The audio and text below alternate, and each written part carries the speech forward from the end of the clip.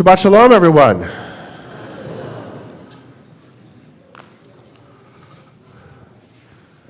Thank you all for braving the rain and everything else to be with us this morning. It is a great simcha.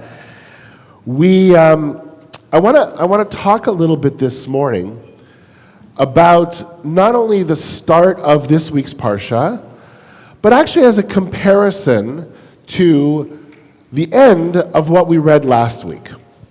And Rabbi Ern and I actually spoke a little bit about this in our podcast as we compared Shkalim with Terumah.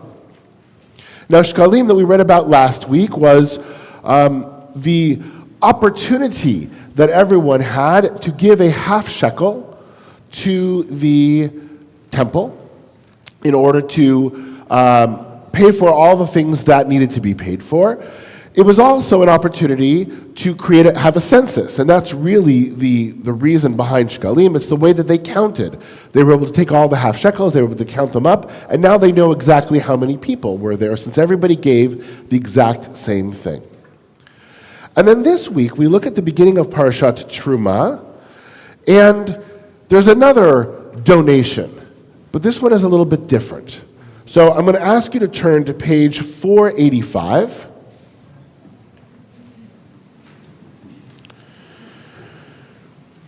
And it begins, God telling Moses.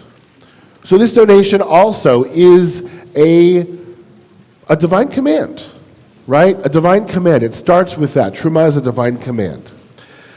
Speak to the people of Israel and tell them that they shall bring me gifts.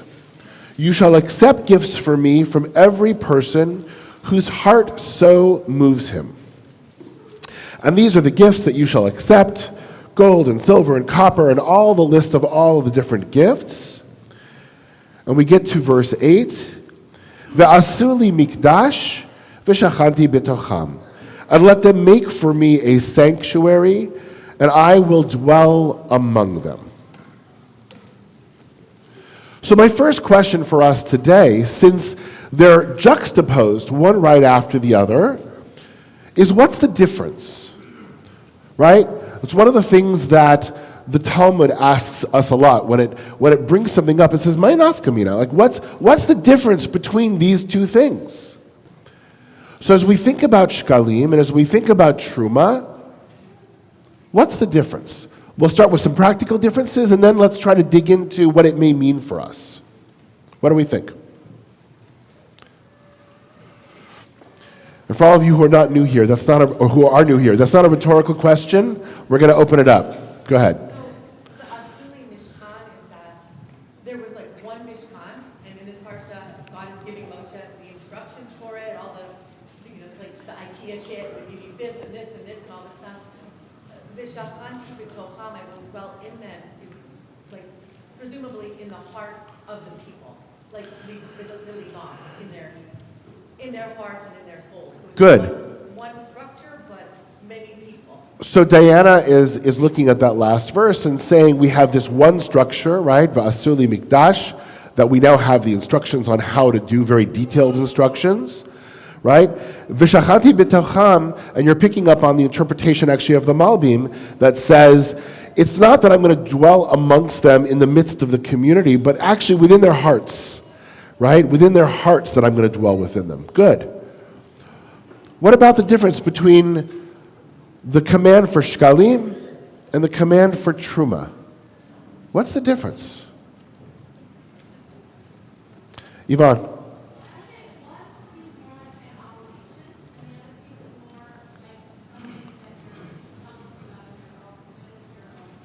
Beautiful.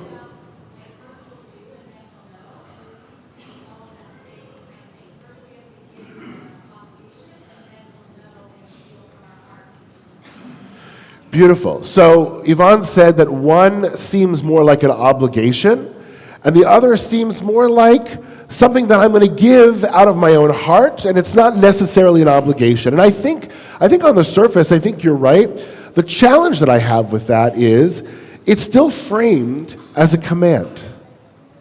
So if it's a command and God says to do this, then it is an obligation, But can God obligate us to give from our heart? It's kind of like the same problem we have, v'samachta b'chagecha, right? Can God obligate us to be happy as we go through? Okay, good. Darren.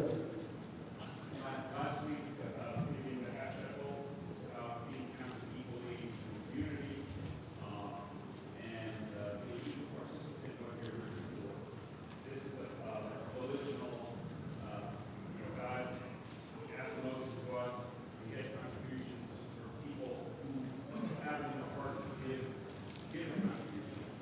So it's something that is a volitional act of being involved.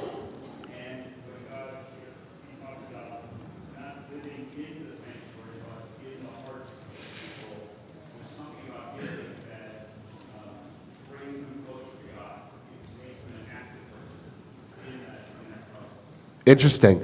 So Darren is saying that the difference is, whether it's obligatory or volitional, right? Still playing with this idea. But I like what you said at the end, that it's the choice, right? It's the donation that we make out of choice that actually brings God into our hearts and into our midst. It's actually not the shkalim. It's not the one that's volitional that we do and we have to do and we don't have any choice and it doesn't matter, right? It's the one that we do based on our heart that opens up that place for God to be there and to dwell there. The shekel is your synagogue dues, and the Terumah is your contribution to the capital campaign. Love it. Liz says, shekel is your synagogue dues, and Terumah is your contribution to the capital campaign, and we happily accept both here. Right? Absolutely. Absolutely. There's different ways to support the community, right? The shekel are those things that everybody sort of does the same, and then there's that opportunity for those people whose heart so moves them to expand on that and to do something different with it. And it can be different for every person in terms of what they do. I think also, like you asked about the nafkamina and the practical value, kind of like what Darren said was that the shekel was, it was really a way of doing the census and figuring out how many people were there. But I think it was in Masechet Shkalim where they talked about you could give like for another person too. So nobody was like, if somebody really couldn't afford it, they wouldn't be turned away, right? You could give, but and then if you gave extra, like you couldn't get change back. I remember that too. Because there was a lot to the whole process of the Shkalim and Right. how it was all counted and counted. It was shkalim was very ritualized, Yes. right? There were a lot of rules. It was very ritualized. It was focused on that functionality because they were trying to get an accurate count. And if people decided, I feel today that I'm going to give, a shekel and a half, well, now that's going to mess up the count. Or if somebody can't give a shekel, or half shekel, that's going to mess up the count as well. Okay? Anybody else?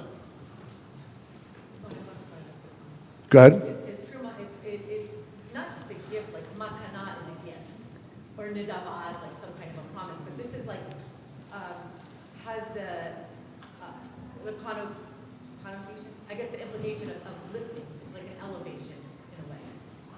So Terumah lifts us up, right?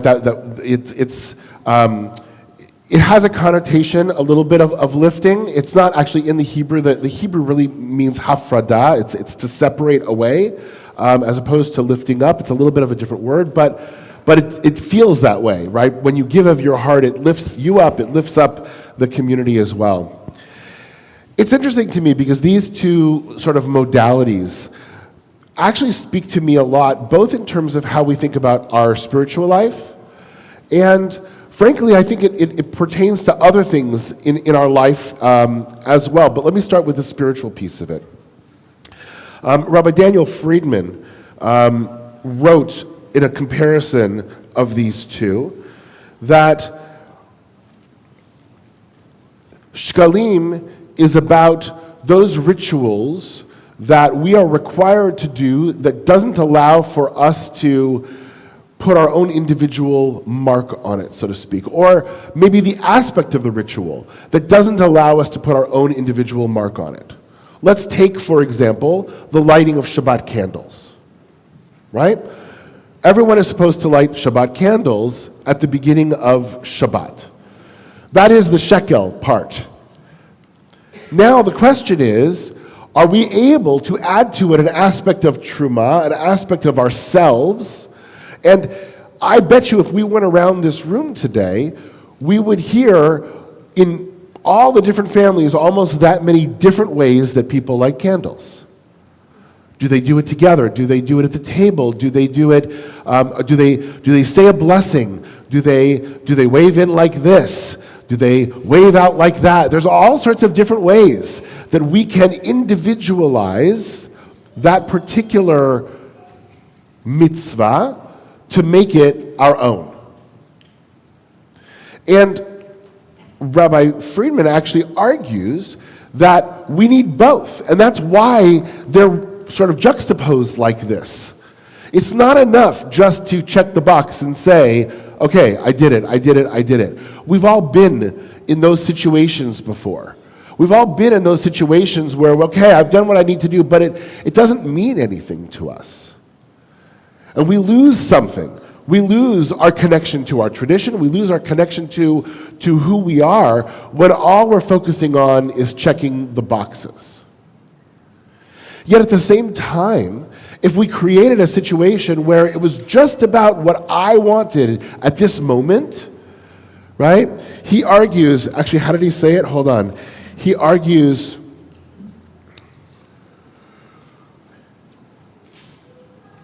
there it is. It would be a spiritual personality marked by arrogance and narcissism, right?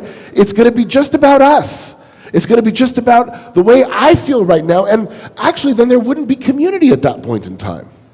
That balance of community requires us to create sort of common rules, common playing field, that we can all come together and say, this is what we do as this community.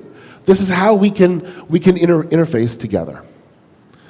So to me, that's the first level of all of this, is thinking about this in terms of our spiritual life. But I have to say, recently, as I read this, I've been reflecting on this a little bit vis-a-vis other things in our life, and specifically our connection to Israel.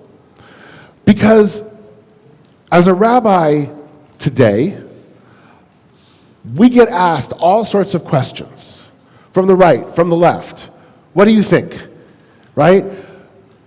Can we support this government? Can we not support this government? Should we go to Israel? Should we not go to Israel? The Jewish community is struggling with these questions right now. And the challenge for rabbis is there's no easy answer to this. There's no easy answer to this. Because on the one hand, we want to say, yes, of course we support Israel. Israel is a primary value of who we are as Jews. On the other hand, some of the things that for some people they're thinking about goes against their values. So how do we combine those two together? And it wasn't until I put these two ideas together in my mind that it gave me an answer. Because the answer is yes and yes. We as Jews support Israel because we're Jews, and it's our homeland, and it's what we do. That is part of who we are, and I will never back away from that. At the same time, we have to find those aspects of Israeli society that open up our hearts, that draw us in. And whether that's being involved in the political right or the political left, whether that's being involved in the startup nation aspect of Israel and what it is that they do, whether that's just going and being involved in the food and the spices and all of those sorts of things, which you know we're very involved with as well, right? That's our individual connection. And we, as individuals, can struggle if we choose to, with this government or the last government. The reality is, the way that, politics works in Israel is 50% of the people are going to be unhappy at any given time. Actually, the way politics works in Israel is 70% of the people are going to be unhappy at any given time. That's a different issue, right? But we as American Jews, we as Jews in the diaspora, and I think Jews in Israel who are struggling with these same issues, have to find those things that are the half shekel, that are the basis of who we are in our support for Israel, and we will always be there and we will always support. And then those things that open up our hearts and draw us in. And those are the places that we go, and those are the places that we learn about and we find to support. And I think that that is a much better answer than the binary answer that I'm hearing from so many people out there, which is, well, if Israel doesn't look like I want it to, I'm going to turn my back. Or if Israel doesn't have the government that I want it to, I'm going to say, I can't be there, I can't go, I can't support. We all have the right to say these are things that I disagree with. We do that here, we do that there. We're Jews. But we also have an obligation, according to this week's Parsha, not just to support because we check the box, but to actively find those things that open our hearts and draw us in. And that's where I think this commandment is so important, going back to what Yvonne was saying. It's not just about what moves us at the moment. It's not waiting to be passive and say, that was so wonderful. It's actually a command to go out and look for those things that draw us in. To look for those things that connect us to our homeland and our history and our tradition. And when we do that, then we're fulfilling not only the mitzvah of shekel, but we're fulfilling the mitzvah of Terumah as well. Something to think about as we move through a very turbulent time in Israel, here, and I don't think it's going to get easier in the near future. But what I do know is that we need to find those ways to continue to connect. We need to find those ways to continue to make Israel a part of our life in any way that we can, both because we're Jews and because there are things that speak to us as individuals. Shabbat Shalom. Shabbat Shalom.